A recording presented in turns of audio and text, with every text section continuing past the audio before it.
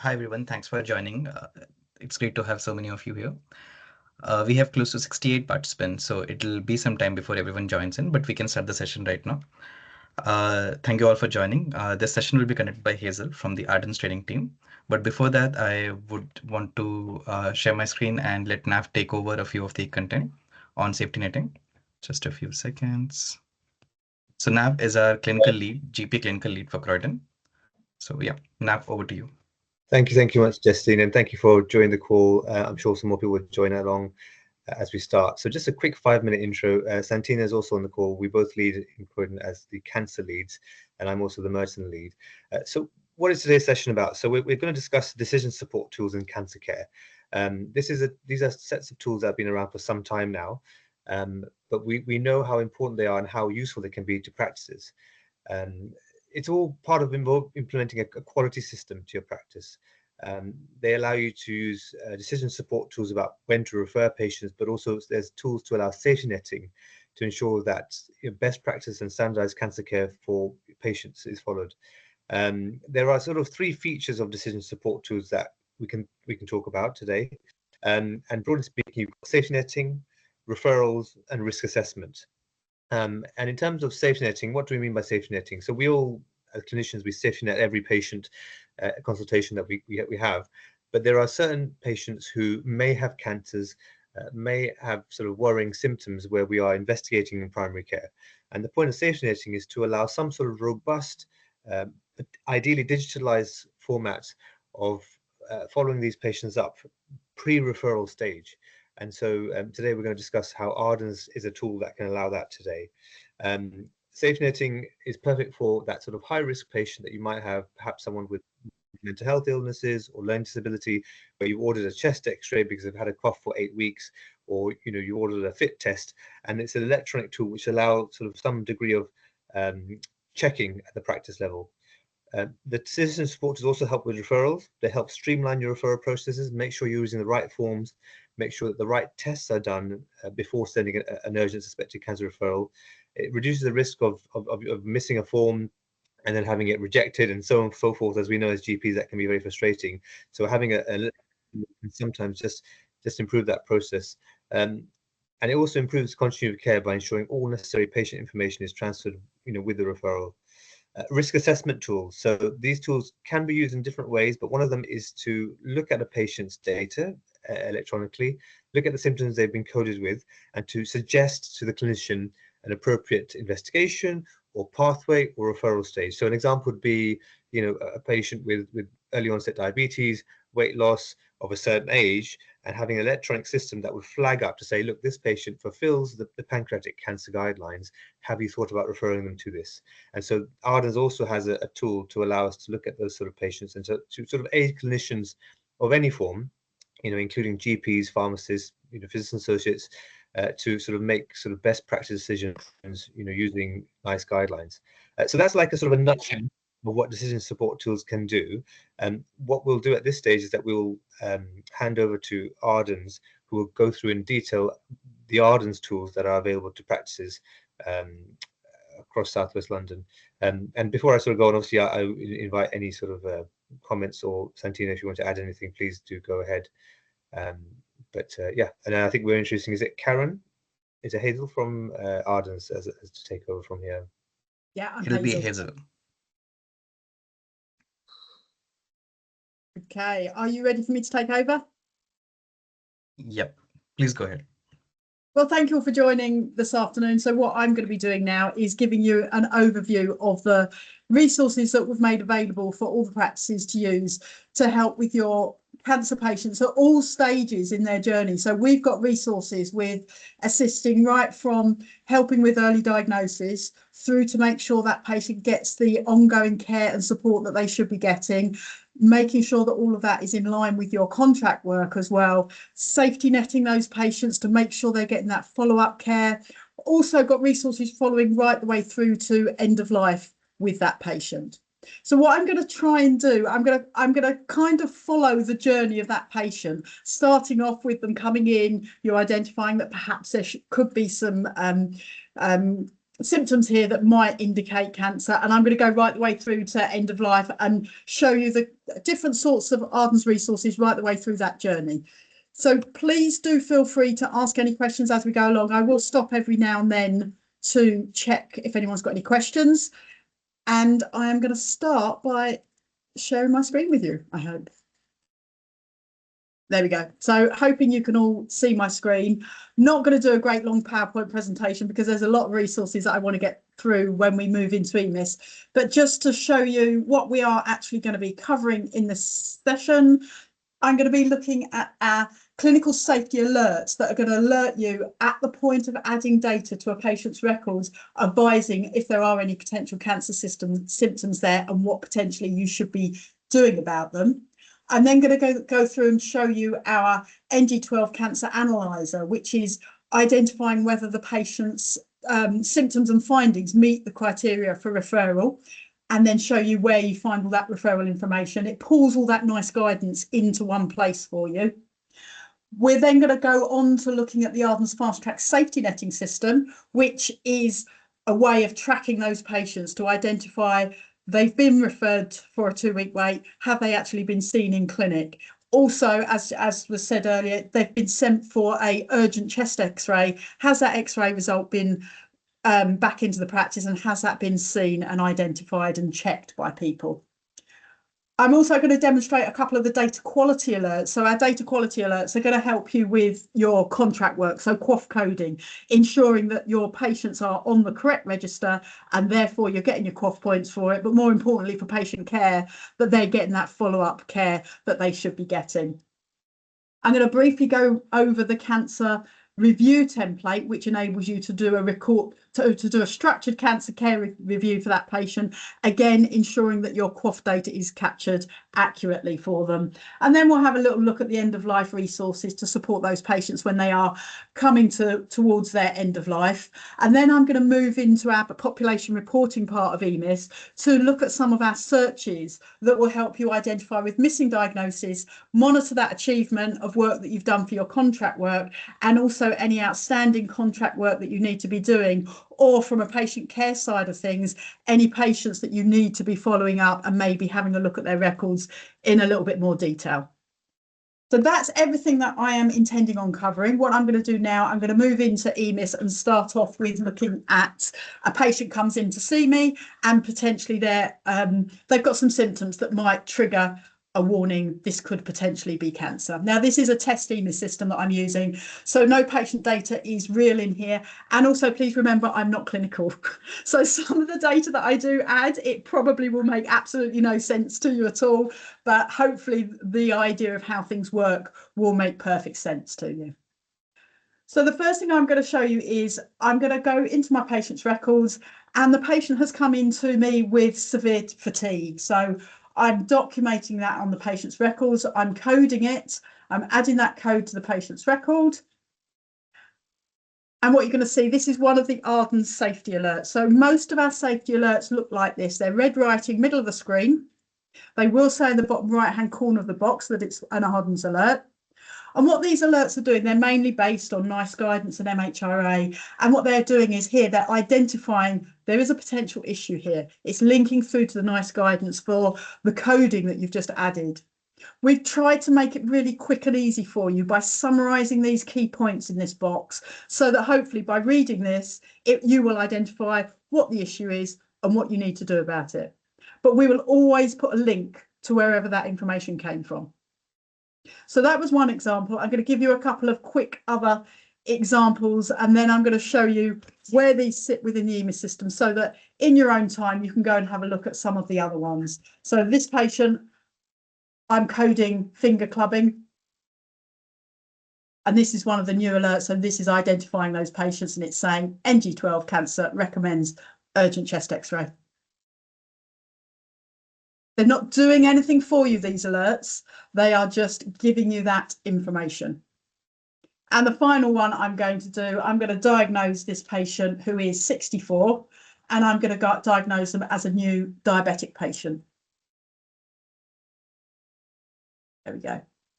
So this patient is over 60, and we've got some cancer guidelines here about looking at an urgent abdo-CT scan if they have also talking to you about abnormal weight loss.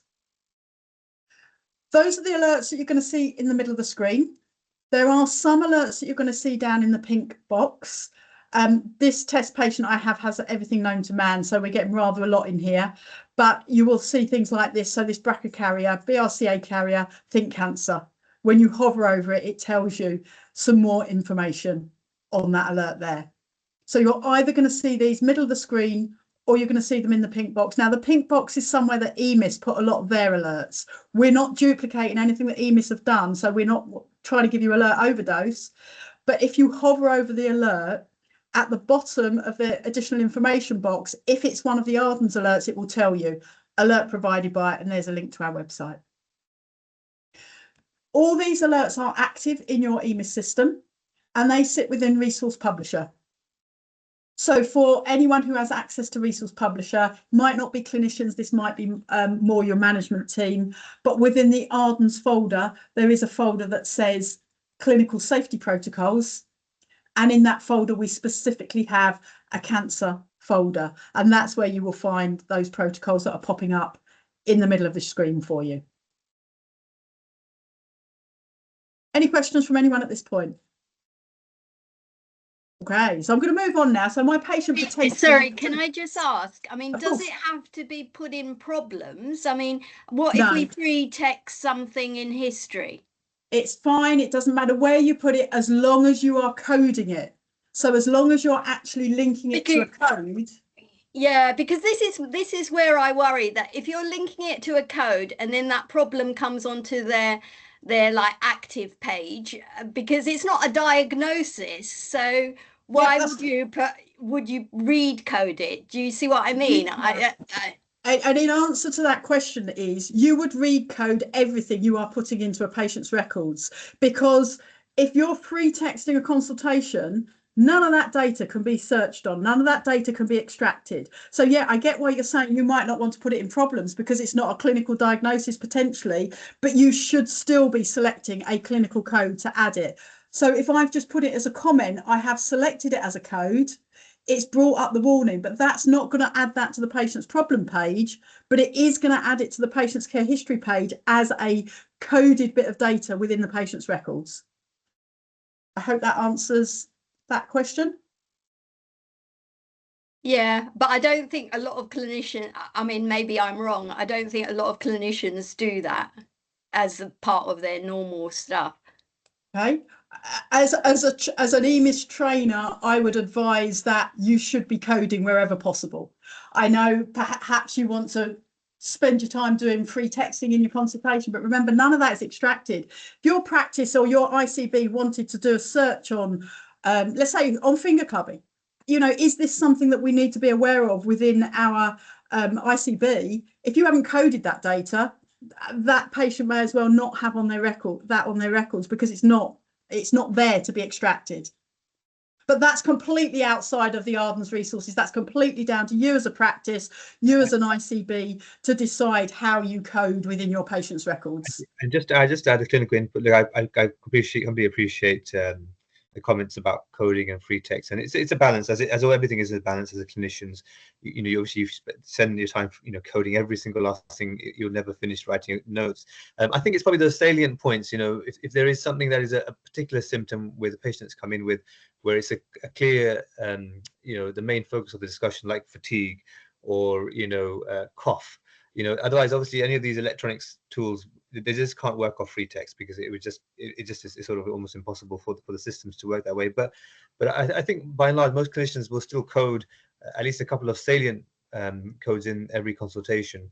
Obviously, if there's uncertainty about something, they might put down finger clubbing ? And I appreciate you might not code that in, but I think it's a balance. But you probably do need some degree of coding for any of these systems to work. But that works across QOF. That works across everything, not just Ardens, but that works across, we're trying to hit QOF data and our sort of, searches that we do. We have to have some degree of coding, but it's a balance, yeah. But you're right with that. As far as an Ardens point of view goes, none of our alerts will be triggered if you're not using a clinical code. And then that's the way the EMIS system works. You can't trigger things on free text. So the next thing I'm going to show you is our Cancer Analyser. So the Cancer Analyser has been designed to support clinicians, as I said, in identifying whether a patient's symptoms and findings that you're recording in that consultation meet the criteria for referral based on the NICE NG12 suspected cancer guidelines. So it all starts off with using the Ardens template. So the Ardens template is called the Suspected Cancer Symptoms Template. We are in the process of adding F12 protocol launchers for these cancer templates. They're still in the trial phase at the moment, but we're hoping to get these added to your F12 key so that you can launch them pretty quickly. I hope you can hear me all right. I'm getting quite a bit of feedback from myself. I wonder if somebody is not on mute. That might help. So I'm going to double click and open the Cancer Symptoms template. And when you open it, it is a very big template over on the left-hand side. Now, as with all Ardens templates, we're not expecting you to go through page by page and complete it. This template is designed that what you need to do is you need to first go to the symptom-specific page. So if your patient is coming in with abdo symptoms, you go to the abdo symptoms page. If they've also got neurological symptoms, you're going to that page. So it's going to these pages first. We have got an instructions for use page. So if you are going to be using it, I would suggest that you spend a little bit of time reading the instructions on here. It tells you how to use it. Also tells you that this is designed only for adults over the age of 18. So it's not for use in children. So my example, I'm going to select the abdo symptom page and I would be recording everything that is relevant for this patient in this page here. This analyzer will only pick up data that you're adding now. So it's not going to pick up any historical data that is in the patient's records. So if it's historically in there, you see it over on the right hand side, you know, they came in last week and mentioned something, you would need to code that again. So selecting the symptom page is relevant. And then once you've selected the specific pages, you would go back to the non-specific page, because the non-specific page is going to include any other conditions that may not be in any of those pages. So it's then coming in here and making sure that you've added everything in here that is relevant. Let's just add in fatigue in here. Then you'd go to the primary care investigations page. This is showing you over on the right-hand side the results of latest tests, which potentially could be relevant to this cancer diagnosis. So having a look at those results, and then what you need to do is you need to add your interpretation of those results. Because as I said, this analyzer can't pick up this historic data. So you would be in the section here, recording your interpretation of those results. And the same thing goes with the tests, diagnostic tests. So if we move further down, oh, sorry, my screen doesn't want to go down. If they'd had a FIT test done, you would see the results on the right-hand side, but you would be recording it again. If they'd had a chest x-ray, you would see it over on the right-hand side. Remember, you can click on the two little arrows that will bring it up in the more detailed view, and you would be able to see your free text linked to that code in there as well. So recording that again in this page here. Once you've done that, you'd then save the template. So you're doing the specific pages first, then the non-specific page, then the primary care investigations page, and then you would save the template.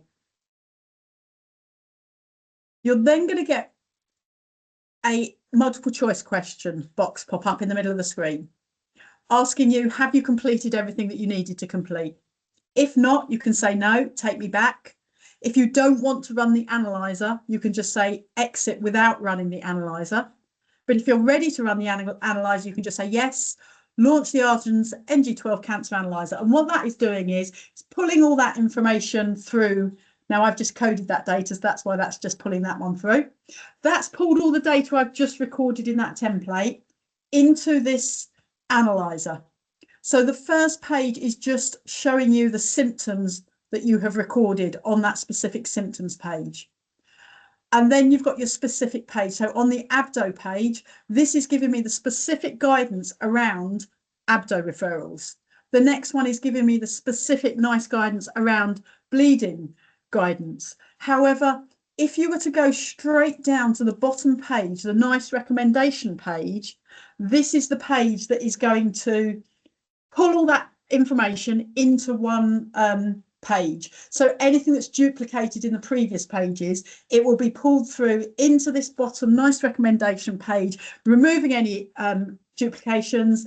And in here, it's going to identify the tests that should be carried out in primary care and any referrals that should be done for that patient. So it tells you everything in here, according to NICE guidance, what should be done. The bottom section is for you to record your free text in here as what you're going to do. And then you've got coded data from the drop down as to things that you've now done. So maybe you're going to request that fit test, so you can record that. Maybe you're also going to request a CT scan, so you can record that from the drop down at the bottom there. And of course, you can add your additional free text in here. So that's going to save all that data into the patient's records. Now, hopefully that's given you all that NICE guidance in one place. You haven't got to go elsewhere to find that information. It's going to be quite, now in a real patient, this is going to be much clearer than my test patient. But for you guys in here, you would then get all that information that you need. You're then going to decide, am I going to do a 2-week wait referral? When you save this template, what it's then going to do, it's going to trigger the Ardens Fast Track Safety Netting template. Now, if you're not using the Cancer Analyzer, you can still launch the Fast Track Safety Netting template independently from a patient's records. So if you're not using the analyzer, but you do want to use the tracking template to record that you've done a 2-week wait or you've done an urgent CT scan, then you can just launch this safety netting template directly from the patient's records. So I'm going to open it from here. And I'm going to talk you through how this system is designed to work. The template is here for somebody to record they have done the referral. So it's not just looking at 2-week wait referrals. It's also looking at urgent diagnostic tracking. So you've done an urgent request for a CT scan, an urgent request for an MRI. It's also helping you to symptom safety net a patient.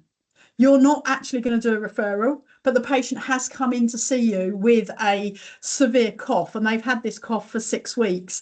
You're not ready to do a referral, but actually you want to monitor that patient and you want to ensure that they do come back and see you in maybe 4 weeks' time. So on the symptom safety netting page, you can record a diary code of active monitoring of patient. You can record the time frame you want them to come back, let's say 6 weeks. You can pop in here what it is you're seeing them for. You can use the quick text information to add to your patient's record. So wherever possible, in all our templates, we add text that you might routinely use in that scenario to save you typing that out yourself. So in here, just ticking these boxes is automatically going to put this text into the patient's records. Patient understands the importance of monitoring of symptoms to reassess risk and has been given a specific time frame to refer if symptoms are not improving. That's documenting it in your consultation, clearly showing what you have been doing there. So if I go back to the referral tracking page, this is all about your 2-week wait referrals.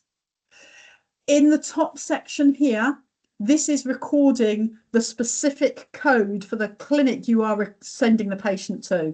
So if we're going to say, okay, we're referring this patient for suspected colorectal cancer, that's the code I use.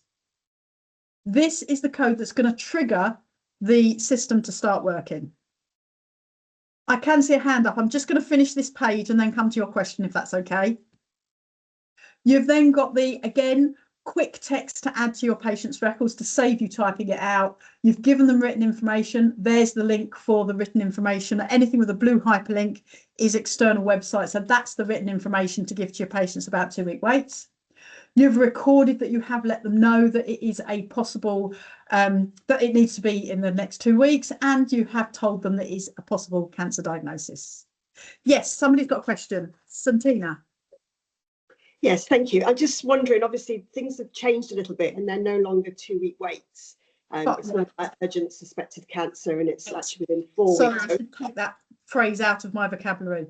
That's okay. Is that going to be updated then on the Ardens? This is, yes, and this already has. This is all, there is no 2-week wait codes in here. These are all fast track referrals for suspected colorectal cancer. And I believe any of our other resources that do still refer to 2-week waits, it is being updated.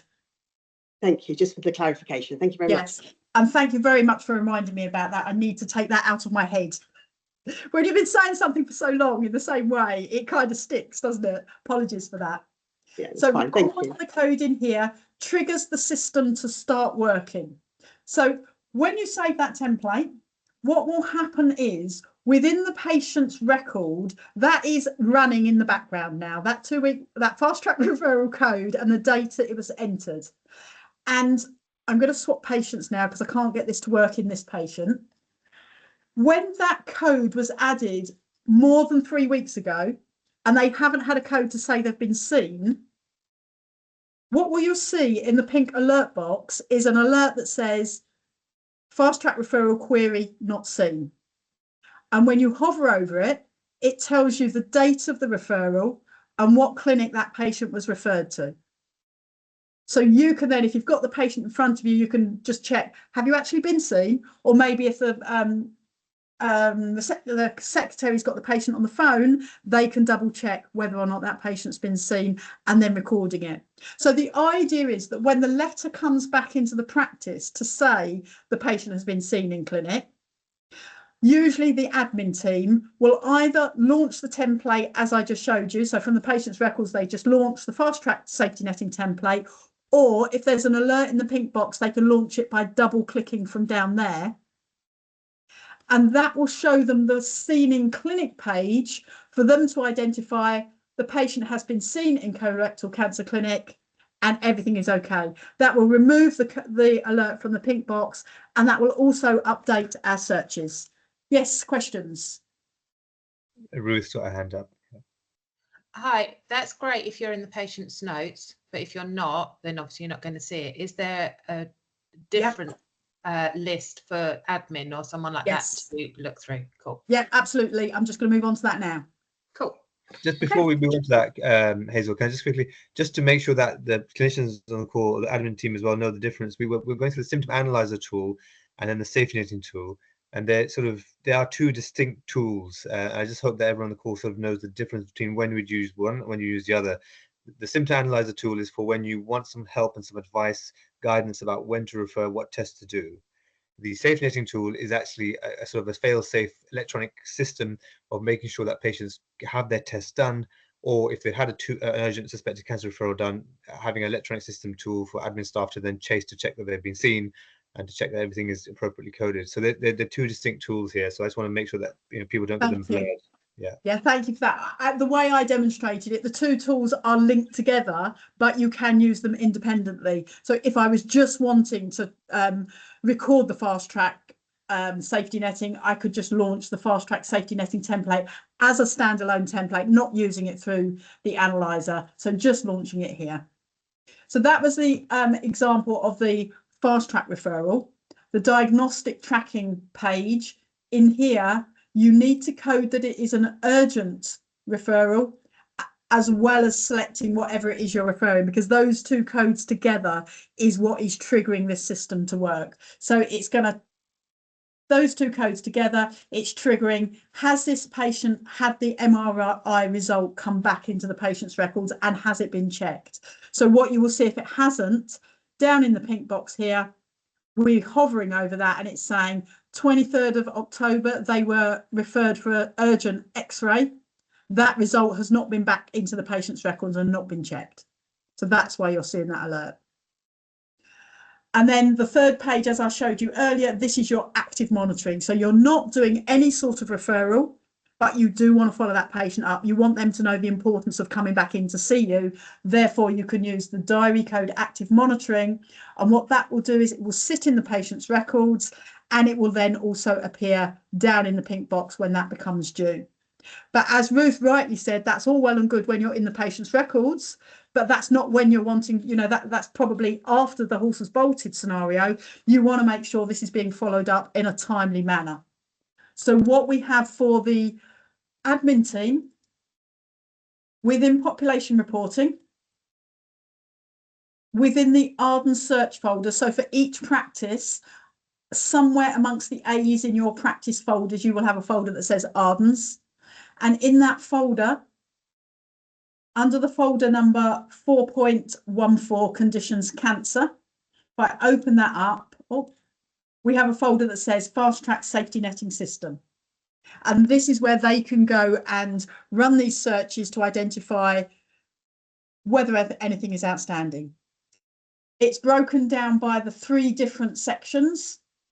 So the fast track referrals, the urgent diagnostics, and those symptom safety nettings. And in each of these folders, we then break it down by different time frames. So if your secretaries or your admin team want to be really proactive, we have got the folder that's saying they were referred between 10 days and 3 weeks ago. But generally, we're giving it 3 weeks so that it's time for the patient to be seen, the letter to come back into the practice, and for that to be recorded in the patient's records. So on a routine basis, I'm guessing that most practices will be using the folder in the middle that is going to identify those patients that were referred between 3 weeks and 3 months ago. And when we open it up, you've got a search in there looking at those patients who either rejected the referral, it was declined, or maybe they didn't turn up. So that is a way of you being able to follow up. Do we need to do something else with these patients? Or did the patient just not turn up and maybe they were scared, they don't know the importance of it and they still need following up? Or you've got the search that is saying these patients were referred, but they have not been seen yet.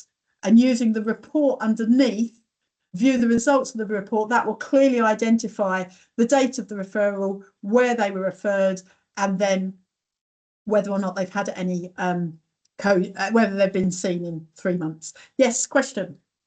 Actually, it's just a comment, Hazel. So yeah, just to mention this side of things. So this is just from my practice point of view, how we do it. So we have a care coordinator who goes through these searches every 2 weeks. And the 2 types of searches we're looking at here, there's obviously the patients who have already been referred. So making sure, as Hazel mentioned, that these patients are then seen in the urgent suspected cancer clinics. Maybe making contact with them if there's no evidence of them being seen. Sometimes they've seen, but we don't get the letters through. But there's also, of course, there'll be a folder for diagnostic tests where the care coordinator can check to see if the patient has had XYZ test, the chest X-ray for the cough that was there for 6 weeks, the FIT test for the PR bleeding, and then the care coordinator can be given instructions to make contact with the patient directly to then chase them to do the test. And if there's a lack of response, they can then contact the clinician. So the aim of this tool is it does take some of that pressure off clinicians and allows your secretary admin staff to kind of do these searches, tick things off the box, but then contact the relevant clinician if they find that the patient has not done the test or not been seen in clinic. Carry on. Thanks, Hazel. And I think that's a really good point to bring up as to who should be running these and how frequently. The symptoms one, these are the ones where you want them to come back and see you. So I would recommend that these are definitely run weekly, because these are picking up patients who are due in the next week, and then it's for that admin member of staff to be able to double check, have they got an appointment to come in and see the relevant clinician that was wanting them to come back. I think we've got another hand up. Dr. Morgan, you've got a question? No? Okay, I will continue then. Oh, go on. Did you have a question? I was saying Dr. Morgan might be muted. Hello, Dr. Sorry. Morgan. Hello, can you hear me? Sorry. Yeah, we can hear you now. Yeah. I was saying, with regards to safety netting, one of the things I found out in my surgery that we have an issue with is the coding of the letters. They do come back. We still see that pop up in Ardens, not seen, but it's because they're not coded by the admin staff as that. So it's something which we've brought to the attention of the admin team to always check when they're coding the letters, like seen in colorectal clinic, they should actually click on that box that they have actually been seen at the clinic, because they just come in as clinic letters. Yeah, And that's a really good point, because for this system to work, it needs to be coded with the specific clinic. So if they've been referred to suspected colorectal clinic, they need to have been seen in suspected colorectal clinic. It's no good just recording it seen in fast track clinic with the generic code, because the system can't then identify which clinic it was, and it won't know whether or not to close that safety netting or whether or not to leave it open. So yeah, for your admin team's point of view, it is a case of clicking the alert if it's there. The alert will only appear after 3 weeks. So if it's before 3 weeks, then they would need to open the template and go to the seen in page of that template. So opening the template, which again, I said we are trying to get this put on F12 protocol so that it's quicker for them to launch it. They'd go to the seen in page. They would be able to see here which clinic the patient has been seen, so that they can then which clinic the patient was referred to, so that they can then use the corresponding seen in clinic. And if the patient isn't seen for any reason, then they would use the second section to decline or reject it, and that closes again the loop and puts those patients into those searches for potentially someone to follow up as to whether any further action is needed with that patient. Has anyone got any other questions with regards to the fast track safety netting? We've got really detailed support articles, which when I do a follow-up email, I'll send you all of the links to that information for you to share amongst your wider practice. The other things that we have available for you is making sure that your QOF data is accurate. So ensuring that you are coding the correct QOF codes. So we've got codes in the background to ensure that when you add a code, if it's a non-QOF code, you're going to be told about it. So I'm going to use one that's very obvious. I'm sure none of you will be doing this, but I've added a non-QOF code, and you've got an alert that's popping up that's saying, if you're recording a new cancer diagnosis, this is an incorrect code to be using for QOF. It's just information. It's not doing anything for me, but it is telling me that most of the QOF codes for cancer start with malignant neoplasm of. It would be down to you then to either remove that code, or if you still need to leave it in there, then add it as another code, but then adding in the malignant neoplasm of whatever it is that you are diagnosing. This then triggers the other QOF alerts, so making sure that you are getting your reviews done in a timely manner. So for QOF, from diagnosis, you need that 3-month diagnostic, that 3-month support call to happen.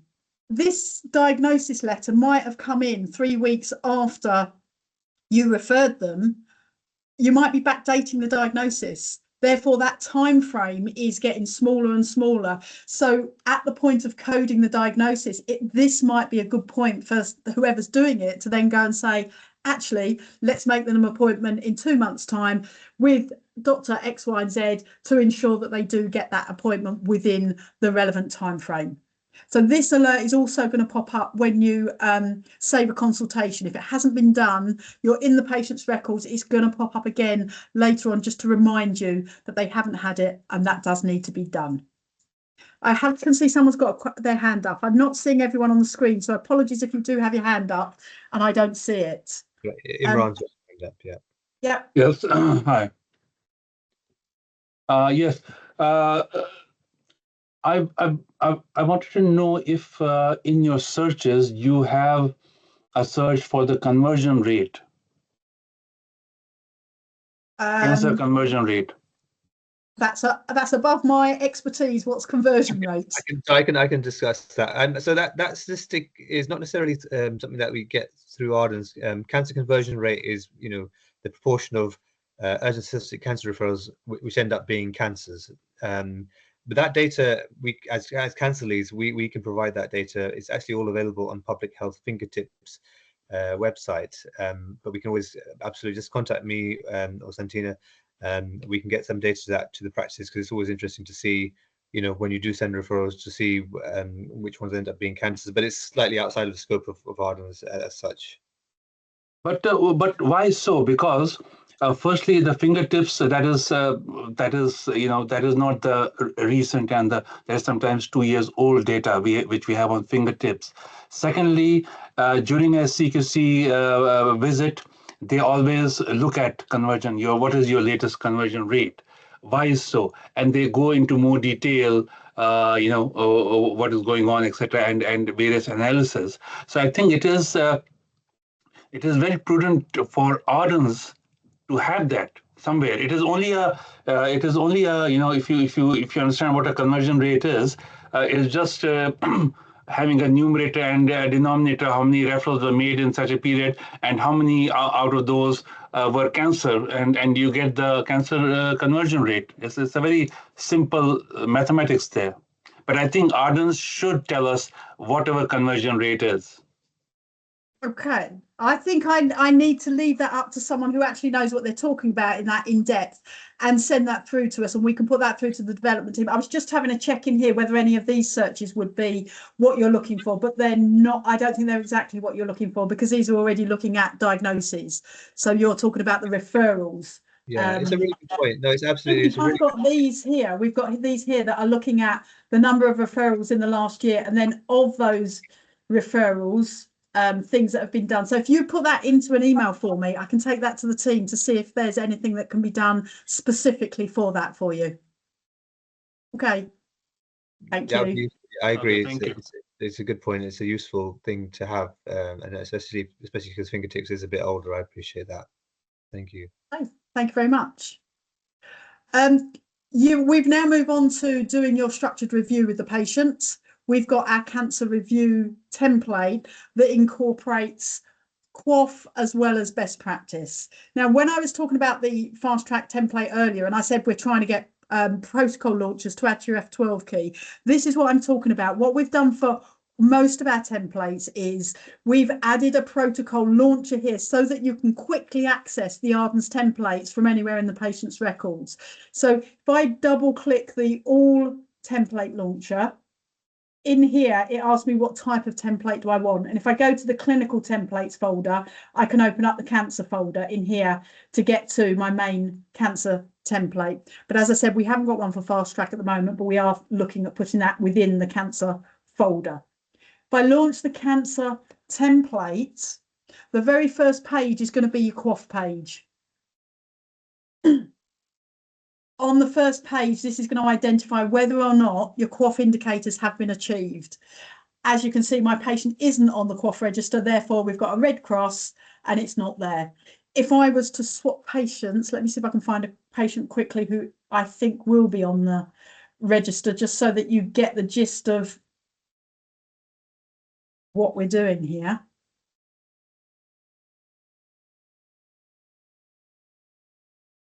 I could just put the cancer launcher on the template. If I use cancer templates a lot, I could just put the cancer folder on that F12 key for me to get to cancer templates pretty quickly. So on the QOF page here, this patient is on the QOF register.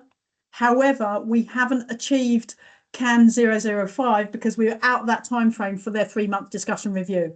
We're telling you that the time has expired here. We're also reminding you that actually this indicator is protected for this financial year. However, they have had their 12-month review because we've got a green tick there.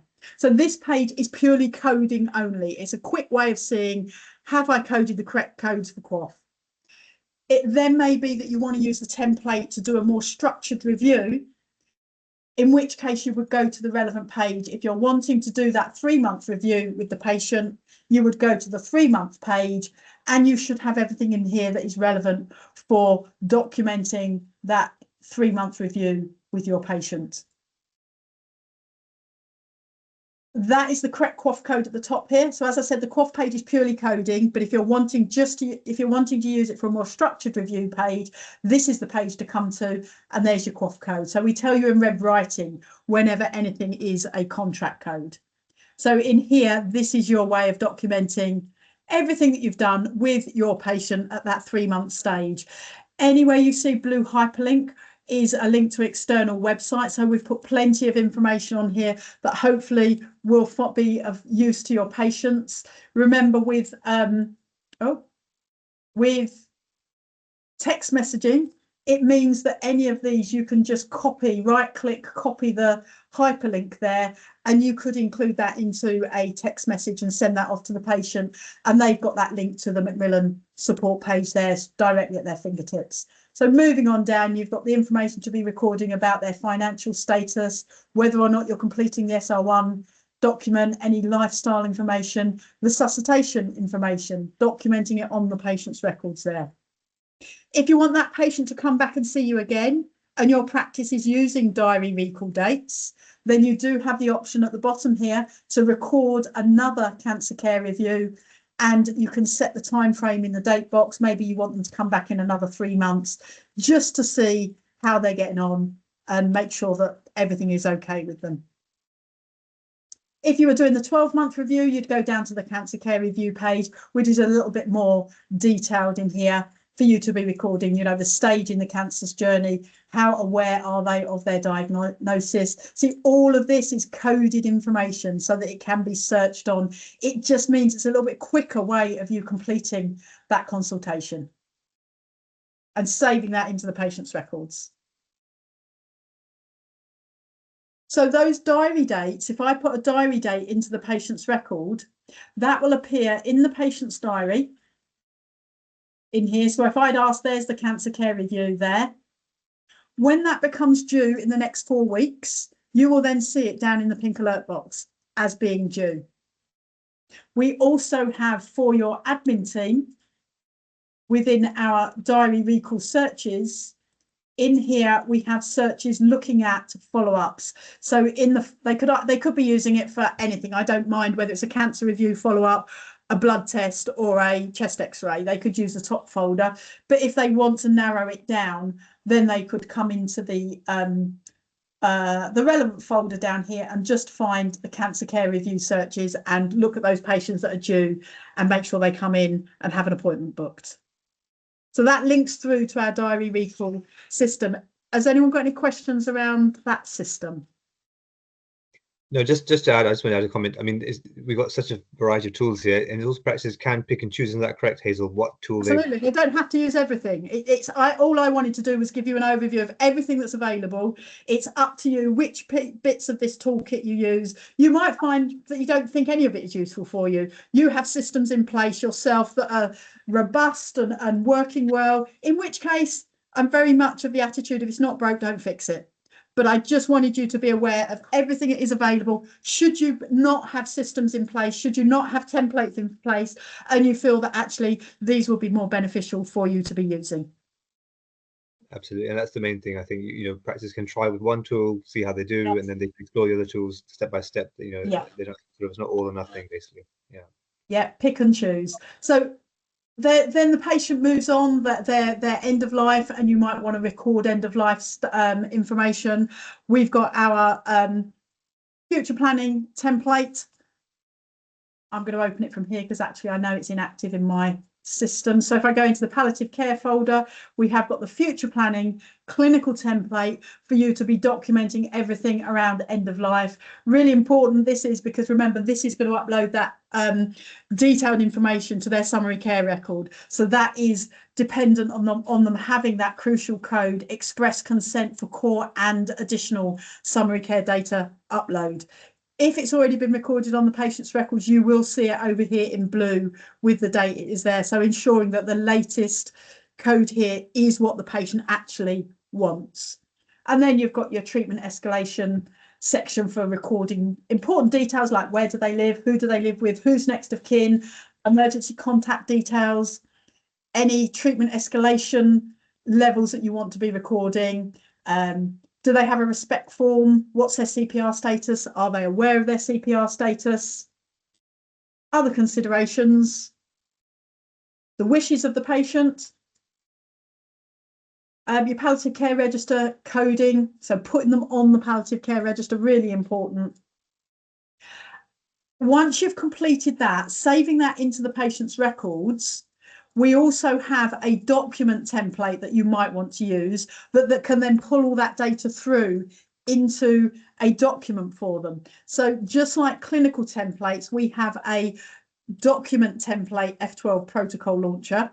for F12 key national documents. I'm going to double click it. I'm going to go into, I think that's the right one, the GP folder.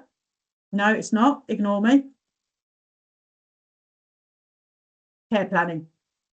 There we go. So in the care planning folder, we have a future care plan document template that is then going to pull all of that data through from the patient's records into a document should you need to print that out for the patient for them to take home, or a carer for them to have at home in a special place.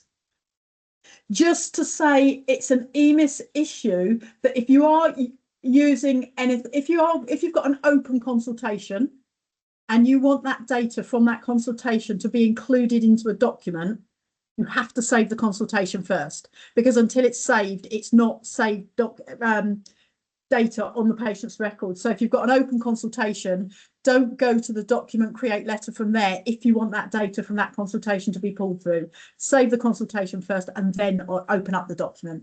So here's your future care plan here that will have pulled through all of the necessary information from the patient's records if you need that. Might be worth you having a little look through those document templates, because we also have things in there like electronic benefit forms, so your SR1 form, we've got the DNA CPR form, we've got a respect form, we've got your medical examiner document, we've got cancer care support for patients, we've got bereavement advice documents for patients. So lots and lots of different documents in there that you may find useful if you didn't already know that they were there. Final template I want to just mention very, very quickly. Patient passes away. We do have a death documentation template. This is worth letting your admin team know about this template as well, because it's quite frequently your reception team, your admin team, that are the first line of contact when somebody notifies them that someone's passed away. So what we have in this template is a non-clinical page, and this ensures that your non-clinical staff are coding that key information that is needed on the patient's records. Also, additional information, you know, like funeral arrangements, you know, which funeral director, where's the body? If you're going out to visit the body, it's quite useful actually for you to know where they are. You're not going to the wrong place. So if your reception admin team are recording this data, you've got that in the patient's records so you know what you're doing. And then the rest of the pages are for the clinicians to be recording details around verification and certification of death. If it's coroner referral, there's your code to say you've referred, and there's your medical examiner referral page. Any questions on anything I've mentioned so far before I move now into just looking at a few of the searches available? Yes, I had a question about this death documentation. Yeah. So filling up this template, will it make the patient red? No, that is purely done on a deduction request within the patient's registration screen. It can code the patient has passed away. So from the template, you can code death, but it won't change a Tracy bar red. That can only be done via the deduction screen in the registration module. Okay, thank you. Okay. I'm now going to move into population reporting and talk a little bit more about some more of those searches that we have available. If I go down to the 4.14 cancer folder, this folder is nothing to do with contracts. This is purely to do with best practice information, patient care. We have activity searches. So looking at activity that happened last month or last year. So looking at your new diagnosis last month, that will identify those patients. And then of those diagnoses, which were done using the NG12 analyzer, which were done using screening, which were done from fast track information. Then we've got your screening information. So looking at what has happened last month with regards to screening, bowel, breast and cervical screening, looking at your fit test screening in that folder as well. So those two are looking at last month and last year, same searches. We've then got some cancer diagnoses within 28 days of a fit referral, breaking it down by clinic. And then we have cancer screening activity. So looking at your uptake of bowel, breast and cervical screening within the relevant time frame for the age of the patient. So that's all in your activity folder. The alerts folder is identifying patients where perhaps there is something going on in their records that means they need looking into in a little bit more detail. So something that may have come into the patient's records, there may be a result come in that actually indicates something that the clinician should be looking into. So lots of different searches in here that I'm presuming your admin team will be running, and then identifying whether or not these patients need to be brought to the attention of the clinician. We've already looked at the fast track safety netting folder. We've got a folder of case finding searches. The case finding searches are identifying patients who have not got a cancer diagnosis on their records for QOF, but there's something in their records that indicates maybe they should. So for example, they've had a code in there that says they've had chemo, but there's no cancer diagnosis code. There's a code in there that's saying they've had a cancer care review, but there's no cancer diagnosis code. So that's hopefully going to trigger some diagnosis in there for you to increase your prevalence for QOF. We've got a fast track folder for clinical audit. This is nothing to do with the Ardens fast track safety netting system. This is purely for audit purposes, to have a look at all your different types of referrals that have been done within your practice. We've then got the screening folder. So the screening folder is breaking it down by bowel, breast and cervical screening. And each of these folders is pretty similar. It's identifying those patients who need advice. They haven't responded to their invitations, and also giving an overview of your cohorts. So your different cohorts, and breaking it down by different types of patients. So that was in the cancer folder. Moving down to help you with your contract work, in your contracts IIF folder, this is going to help you with your IIF, your network desk for your lower GI referrals who should have had a fit test done within 21 days of the referral. The fit test needs to be done before the referral is coded. There's very few exclusions for this contract. The patient can decline, but the only other exclusions are the specific diagnosis codes, like the mass and the hemorrhage type codes. So one folder in here that I would recommend that somebody in the practice is using is the data quality folder. The data quality folder is identifying some of those cancer patients who either they've not had a fit test record in their records, but they have had a lower GI referral, or they've had a fit test done, the result has not been coded accurately, or identifying patients where maybe you should go and have a look. Is there a reason why they don't need a fit test referral because they have got a mass, and in which case, is that coded accurately on the patient's records? So that's the data quality folder. We can't give you any work to do searches for this because it's too late. Once the referral's been done, the fit test should have been done. But we do give you your achievements. So in the work done folder, this is identifying these are your patients who have had the lower GI referral this financial year. And of those patients, these are the patients that you have had that fit test result done within the recommended time frame. And I am conscious of time. There's one other folder I just wanted to briefly show you. There may be some searches within the 4.11 conditions frailty end of life folder that you find useful. So these aren't specifically about cancer, but they are about end of life patients. So what do I think might be good? In our performance folder in here, we're looking at end of life patients that haven't had relevant things done. We've got a resuscitation folder in here looking at your end of life patients who don't have specific coded data. We've also got a work to do folder. No end of life in there, but quite a few searches in this end of life folder here that you might find useful as well, looking at your diagnoses in the last month or the last year for end of life, and activity of your deaths over a certain time frame. Quite frequently ICBs will ask about deaths, this one particularly, deaths in the last year, and they have got a cancer diagnosis. And I am conscious it's just hit 1 o'clock. I apologise that I was talking for so long, but I just managed to squeeze in everything that I wanted to talk about. and I will pass back over to you guys. I will send a follow-up email with all of our contact details so that any of you can get in touch with us at any point for anything that you want to follow up on what was covered in this session. And thank you all very much for your time. Thank you, Hazel. And yeah, the main thing to mention is that this is recorded, so we will be sending this round so that there's been a lot of information, a lot of things covered. And I think, you know, clinicians or admin staff would maybe want to go through a bit more detail. Obviously, I'll hand over to Justine if there's anything else to add at the end.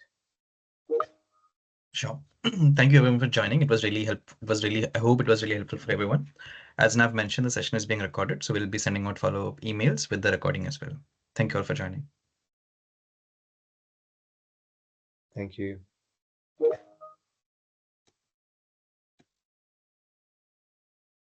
Thank you very much. Thank you, Hazel. You're welcome. Anytime.